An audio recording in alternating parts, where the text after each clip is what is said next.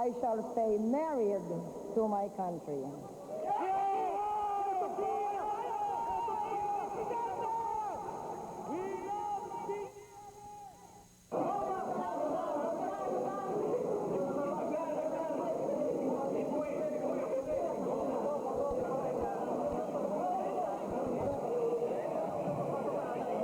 I would like to acknowledge my wife and I.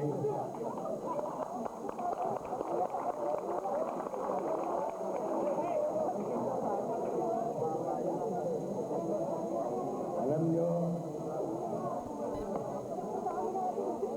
sa buhay ng tao,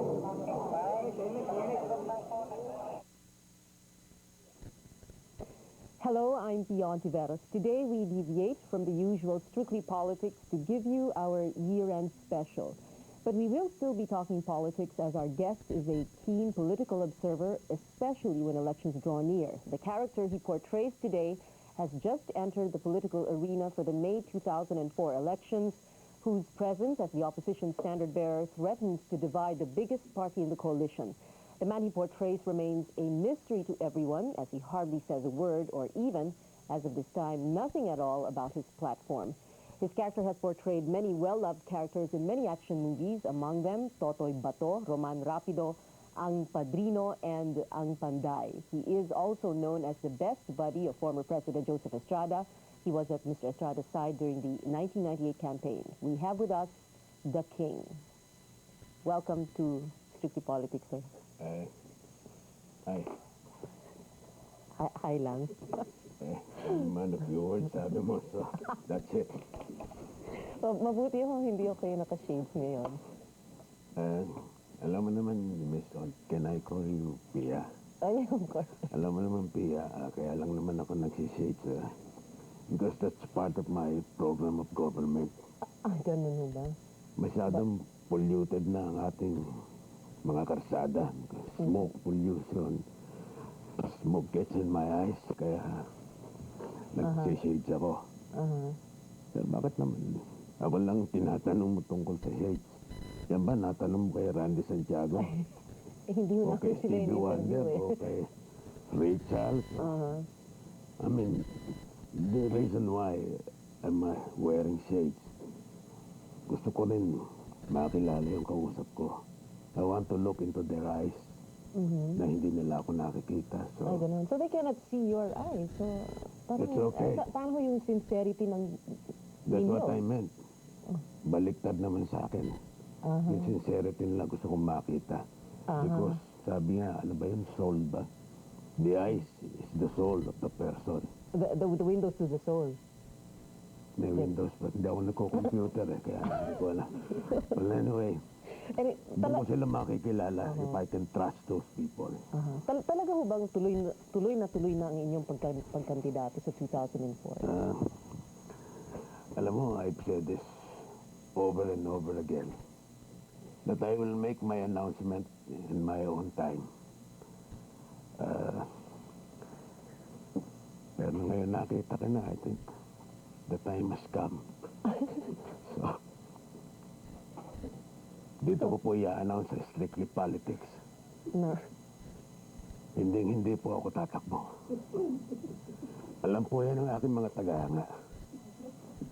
Kahit anumang laban, hindi pa ako tumakbo.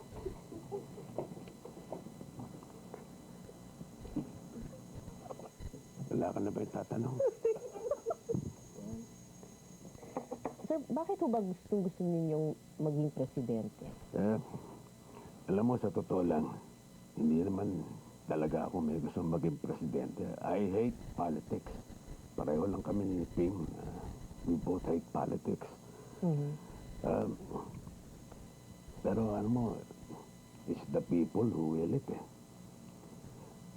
They have made me into what I am today, so I think I have to give them something in return. So I'm willing to serve the people. Mula sa masa, para sa masa. Yun ang yung campaign slogan niyo? Pwede pang palitan, depende sa agency. Agency? I mean, siyempre yung hahawak ng campaign mo. But I am my own man. I don't listen to them. Talaga? Wala ko kayong bilib sa mga politiko? Um, Maybe you're referring to those around me. Hindi naman sa hindi believe, but I also listen to them. I listen to everybody. Kaya lang minsan, siyempre,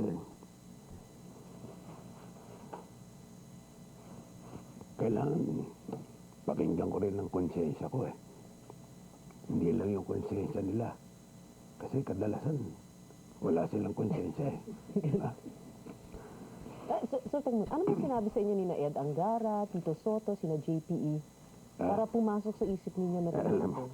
Alam nyo, I would like to make the disclaimer. No? Wala po silang kinalaman dito. Kahit ano pa man. Tagabasa ko lang yung mga yan. Kung may statement ako, they read it for me. Dahil malabo po mata ko eh. Kaya. Pero, ang malaki pong nakapagbago sa akin. That's why I entered politics. That's because of Gloria. He was the one who changed my mind. Gloria? Has that much influence on you? Gloria Arroyo? Hindi, Gloria Romero. Hindi. Kasi nakita kami sa set ng Tanging Yaman. And she noticed na parang lumalaki na yata yung tiyan ko. Eh, action king ako, sabi niya. Run. It's about time you run. Tumakbo ka. Eh, simula nung pinanindigon ko yung pagtakbo. Eh, even my wife, sabi, run, run. Kaya tinuloy ko na po, tatakbo na po ako talaga sa 2004. Okay. Ika nga ho, ayon sa King of Comedy, madaling tumakbo, paano kung manalo? So, matanong ko lang sa inyo ngayon, sir. Paano nga ho ba kung kayo mananalo? Alam nyo, iba naman yan eh. It's coming from a totally different perspective. Nagpapatawa lang po si Paring Pidol dahil komedyante po yan eh.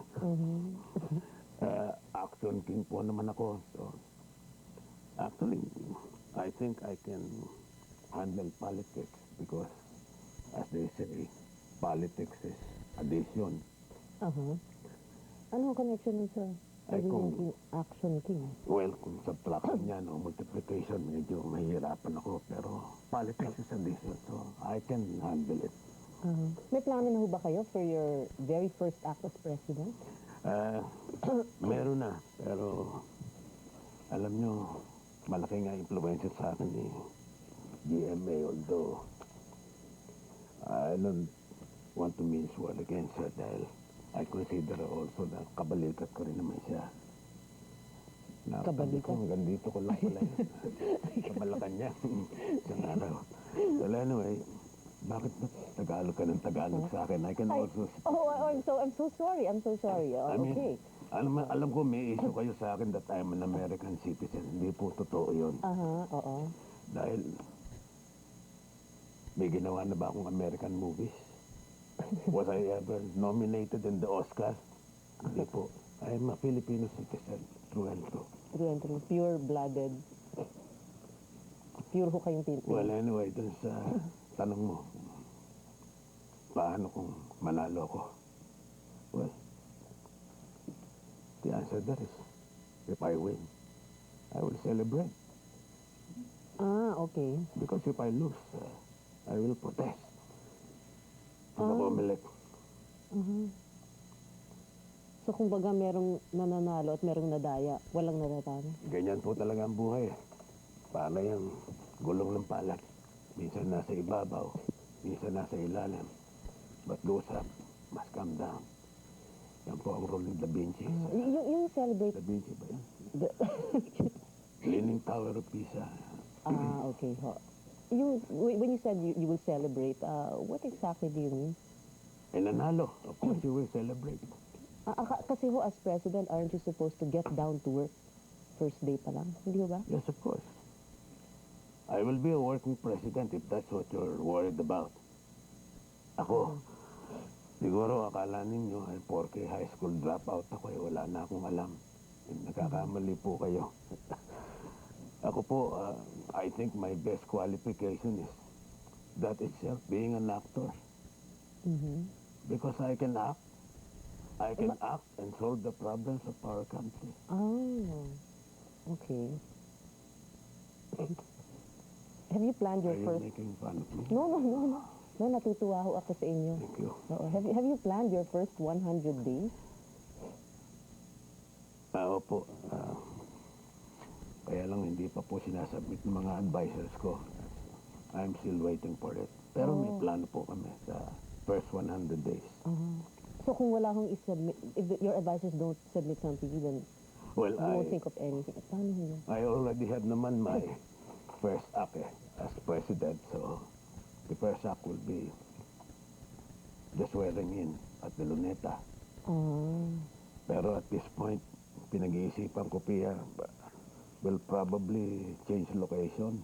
to where? Baka sa studio na lang siguro para studio? makatipid ng gobyerno. Magastos ka sa Luneta, may mga fireworks pa.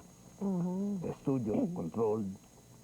At siguro gawin natin ex-deal na lang sa Enchanted Kingdom. Ang costume namin, provided nila, naka-king ako, naka-queen si Hinday. Para parang epic.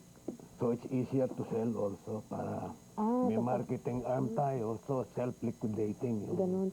yung Pagkakitaan inauguration. po natin Of yun. course, Ganun. sayang ang pera natin kung saan napupunta. Grabe corruption. Okay. So maybe we should start somewhere. Start on my very first day. Kanina ho, you said that your advisors submit things, mga proposals to you. Yeah. Yung campaign platform po ba ninyo, ganun din ho ba? Well, of course, I also have inputs, my own inputs. But, siyempre, I have to consult with them from time to time. Pakinggan ko naman ng, sometimes, may pakinabang naman sa kanila, hindi yung kain lang ng kain. Puro meeting eh. Sometimes meeting is boring. I remember my paring Erap, that became his problem. He has acquired the presidential habits of, sleeping only an average of 3 to 4 hours a day. Especially during cabinet meetings. So, I don't want that to happen to me. I don't want a repeat. So wala na hong cabinet meeting or you will shorten it? Wala na siguro. Table meeting na lang siguro. Oo. Well, pero you will not have a midnight cabinet, parang ERAP.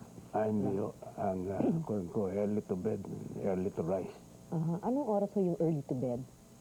6 o'clock po. 6 o'clock ng Ng umaga. umaga. What are you going to be doing between 12 midnight and 6 a.m.? Sleep. No, sorry. Of course, we will plan the platform of government. While you are in government already? Of course. Oh. No. I mean, nililito mo ko eh.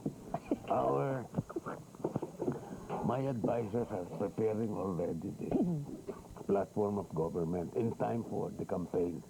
So, pagkampanya na po, meron na kaming platform of government. Okay. We'll have to take a short break po, sir. Strictly Politics will be right back with the King. Process na ba? Break lang po.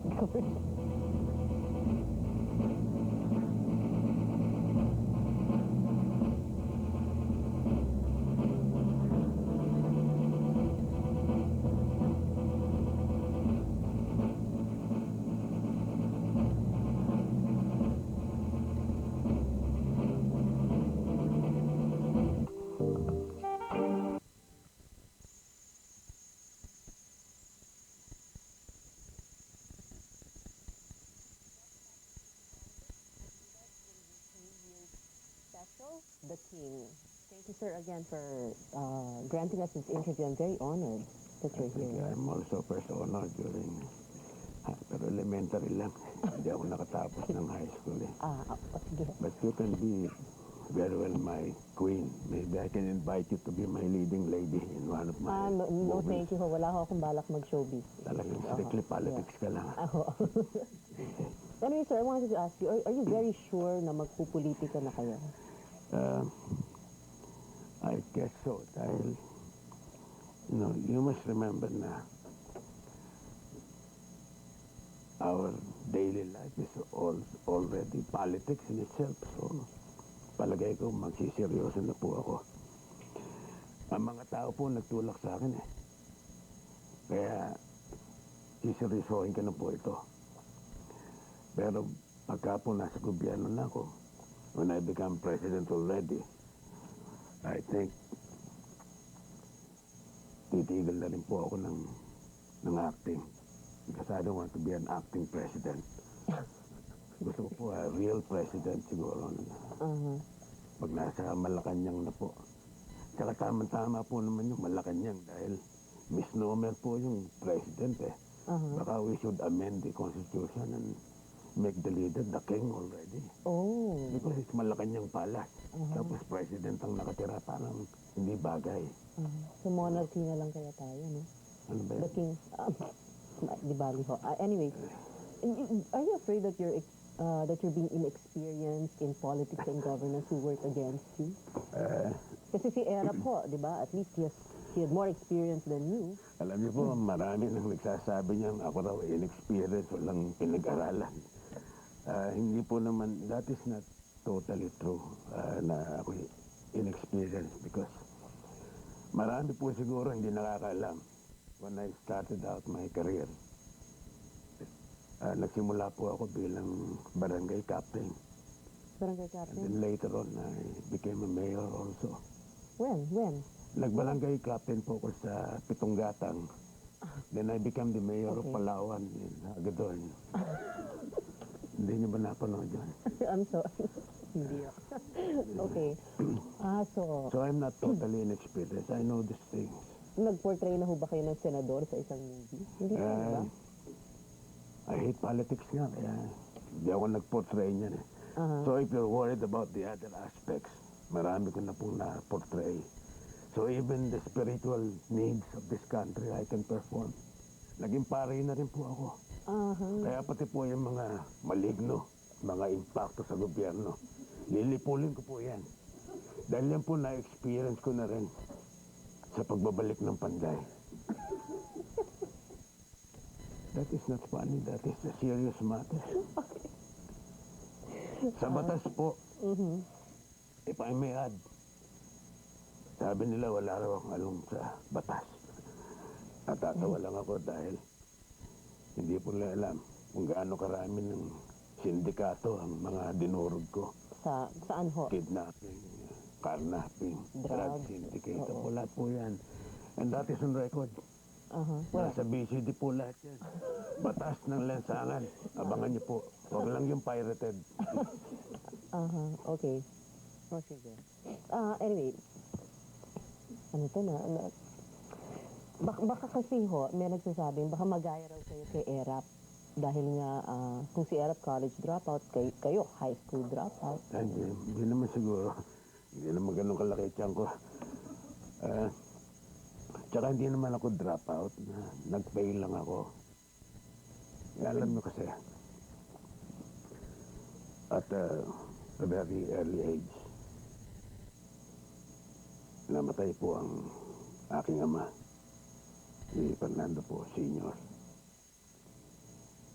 So kailangan pong ako ang humawak ng pamilya, tumayong bilang padre de pamilya. Pinag-aaral ko po ang aking mga kapatid. Lahat po sila nag-graduate. Ngayon po successful sa mga businesses at careers nila. Ako lang po ang hindi nakagraduate. Dahil tinulungan po sila. Ganun po kalaki ang responsibilidad. The heavy burden on my shoulders. Kaya nga po, ganito ang forma ko ngayon. Nakukuba na ako. Ilang panahon kong pinagtyagaan yan. I'm a self-made man. How sure are you, sir, na mananalo kayo? Because yung youth vote daw ho, hindi yun, it cuts across classes, no? Yung mga kabataan ng masa, kahit ang lolo o lola nila o ang mga magulang nila ay fans niyo, it doesn't mean that they will vote for you also. Ayot, telling me yung diyot and digayot. Ano? Digayot, yung matatanda na. Alam niyo po,